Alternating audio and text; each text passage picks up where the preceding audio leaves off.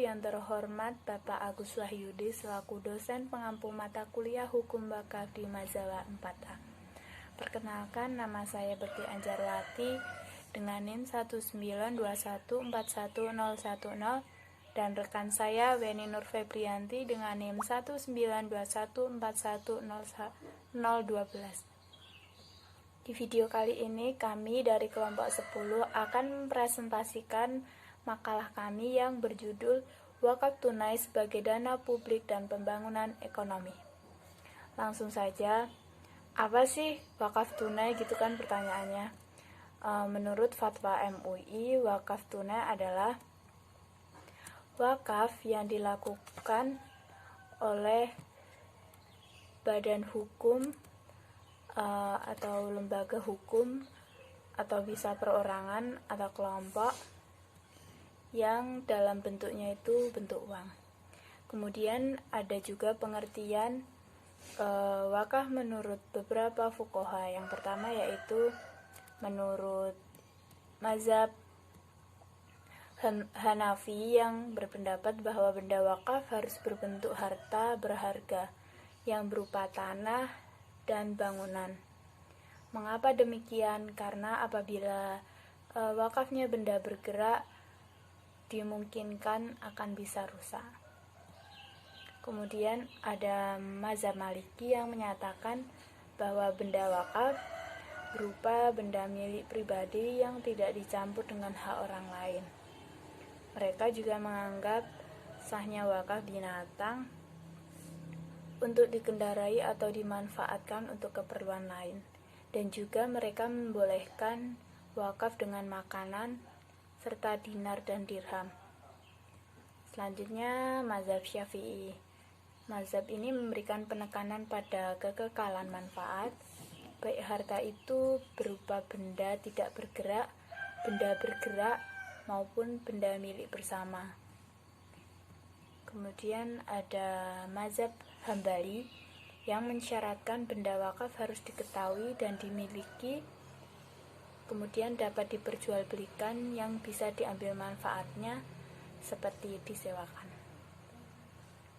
Nah, dari beberapa definisi wakaf dari beberapa fuqaha tadi bisa disimpulkan ya.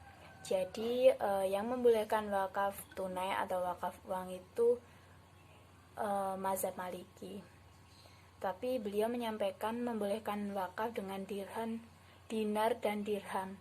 Kalau di Indonesia itu ya kita uang gitu ya. Jadi wakaf tunai bisa disejajarkan dengan wakaf tanah dan wakaf bangunan. Karena ketiganya itu sama-sama wakaf. Yang membedakan hanyalah bentuk model wakafnya begitu.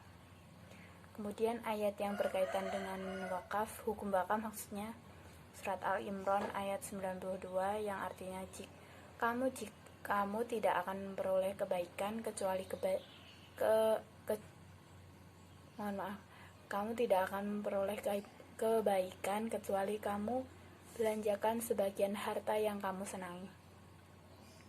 Ayat tersebut merupakan anjuran agar kita menginfakkan harta yang kita senangi. Harta yang disenangi merupakan sebuah pengorbanan yang besar bagi kita terhadap agama. Dalam hal ini, perbuatan wakaf termasuk mengorbankan harta yang dicintai. Wakaf tunai dengan menggunakan uang termasuk salah satu bentuk model wakaf yang sangat dianjurkan dalam ayat ini.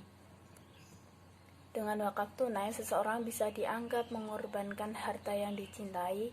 Dengan demikian, wakaf tunai hukumnya sunnah. Selanjutnya yaitu ada Quran Surat Al-Baqarah ayat 267 yang artinya, wahai orang-orang yang beriman, belanjakanlah sebagian harta yang kamu peroleh dengan baik-baik dan sesuatu yang kamu keluarkan dari bumi. Ayat ini merupakan salah satu anjuran bagi kita untuk menginfakkan hartanya di jalan Allah. Salah satu jalan menginfakkan harta yaitu dengan menunaikan wakaf tunai. Karena itulah tidak ada alasan dilarangnya wakaf tunai. Wakaf tunai hanyalah bentuk sebuah transaksi modern yang dulu tidak bisa dilakukan oleh umat muslim. Jadi selama transaksi tersebut mengandung kemaslahatan bagi umat Islam, maka tidak dilarang, bahkan dianjurkan untuk dilakukan. Kemudian ada juga dalam hadis riwayat Bukhari yang artinya, sesungguhnya Umar telah mendapatkan sebidang tanah di Khaybar. Umar bertanya kepada Rasul, apakah perintahmu kepadaku berhubung dengan tanah yang saya dapat ini? Beliau menjawab, jika engkau suka, tahanlah tanah itu dan engkau sedekahkan manfaatnya. Maka dengan petunjuk beliau, Umar menyedekahkan manfaatnya dengan perjanjian tidak akan dijual tanahnya, tidak pula diberikan dan tidak pula diwariskan. Sahih Bukhari. Wakaf Umar tersebut mula-mula adalah wakaf yang masyhur dalam Islam. Imam Syafi'i menyatakan bahwa setelah itu terdapat 80 sahabat di Madinah yang terus mengorbankan harta mereka untuk dijadikan wakaf. Wakaf tunai merupakan bentuk wakaf modern yang dikembangkan oleh umat Islam. Munculnya wakaf tunai merupakan tuntutan zaman akibat transaksi keuangan yang semakin modern. Kemudian ditinjau dari maslahat, hukum wakaf tunai diperbolehkan karena menimbulkan dan membawa kemaslahatan bagi umat Islam. Demikian juga wakaf tunai ini merupakan transaksi tuntutan zaman. Sudah 3 kali saya sampaikan ini. Jadi umat Islam tidak hanya mengandalkan wakaf tanah maupun bangunan. Jadi bisa juga menunaikan wakaf menggunakan uang. Sedangkan dalam hukum positif, wakaf diatur dalam Undang-Undang Nomor 41 Tahun 2004 dalam pasal 28 dan pasal 29 yang menyebutkan jelas tentang wakaf uang atau wakaf tunai. Kemudian disusul dengan Peraturan Pemerintah Nomor 42 Tahun 2006 tentang pelaksanaan Undang-Undang Wakaf. Kemudian Departemen Agama Republik Indonesia juga menerbitkan Peraturan Menteri Agama Republik Indonesia Nomor 4 Tahun 2019 tentang administrasi pendaftaran wakaf uang. Bahkan Presiden SBY mencanangkan gerakan nasional wakaf uang pada tanggal 8 Januari 2010 di Istana Negara. Dalam sambutannya tersebut, beliau menyatakan bahwa gerakan nasional wakaf uang merupakan terobosan baru sekaligus pendefinisian mengenai makna wakaf. Beliau menyatakan bahwa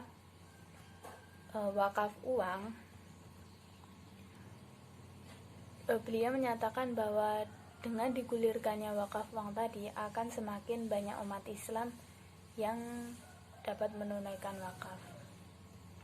Selanjutnya yaitu materi wakaf tunai sebagai pembangunan ekonomi dengan membuka kebutuhan wakaf.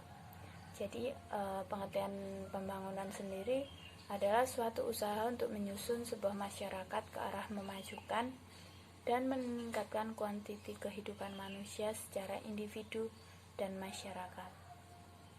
Tujuannya sendiri yaitu untuk memuliakan serta memartabatkan manusia di dunia dan di akhirat. Dengan ibadah wakaf ini, Islam mendidik umatnya bahwa setiap individu yang mampu memiliki tanggung jawab sosial untuk membangun kesejahteraan umat. Usaha untuk mewujudkan umat tersebut yaitu dengan dipraktikkan dalam pembangunan tanah wakaf yang banyak digunakan membangun fasilitas umum seperti masjid, musola, dan lain sebagainya. Dengan fasilitas tersebut dibangun agar meningkatkan kualitas sumber daya Islami dalam masyarakat dan mampu menjadikan modal untuk pertumbuhan ekonomi umat. Kemudian Islam mengambil pendekatan bahwa pembangunan ekonomi perlu disertai dan disumbang oleh anggota masyarakat.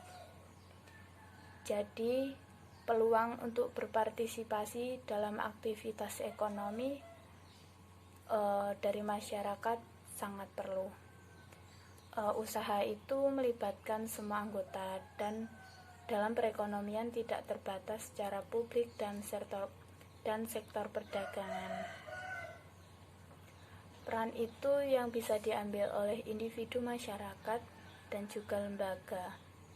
Melalui lembaga wakaf, peran ini juga turut dapat disumbangkan sebagai sektor individu atau lembaga yang membantu negara dalam mengurangi beban belanja pengelolaan fasilitas umum, meningkatkan permintaan akan barang jasa, dan dapat menyediakan lowongan pekerjaan. Hal ini dapat dijelaskan sebagai berikut. Selanjutnya nanti akan dijelaskan oleh teman saya. Terima kasih.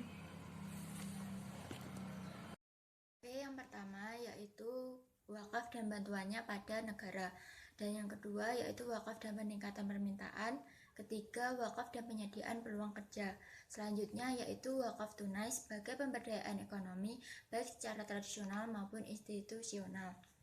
Sepanjang sejarah Islam, wakaf telah memerankan peran yang sangat penting dalam pengembangan kegiatan-kegiatan sosial, ekonomi, dan kebudayaan masyarakat Islam. Selain itu, keberadaan wakaf juga telah banyak memfasilitasi para sarjana dan mahasiswa dengan berbagai sarana dan prasarana yang memadai untuk melakukan riset dan pendidikan, sehingga dapat mengurangi ketergantungan dana pada pemerintah. Meskipun sejarah Islam, wakaf telah memainkan peran yang sangat penting dalam pembangunan masyarakat Muslim, namun kita juga menjumpai berbagai kenyataan bahwa pengelolaan wakaf selain memperlihatkan berbagai kemajuan yang mengagumkan, tapi juga memperlihatkan berbagai penyelewengan, yaitu salah satunya yaitu salah urus atau mismanagement yang kerap kali terjadi. Wakaf hendaknya dikelola dengan baik dan diinvestasikan ke dalam berbagai jenis investasi. Tujuan utama diinvestasikan dana wakaf yaitu untuk mengoptimalkan fungsi harta wakaf sebagai prasarana untuk meningkatkan kualitas hidup dan kehidupan sumber daya insani. Wakaf membedakan model investasi wakaf ke dalam dua model, yaitu yang pertama, model pembiayaan harta wakaf secara tradisional, dan yang kedua, model pembiayaan harta wakaf secara institusional. Pembiayaan harta wakaf tradisional dibagi menjadi 5 model, yaitu pinjaman huk atau kontrak sewa jangka panjang dengan pembayaran lump sum yang cukup besar di muka.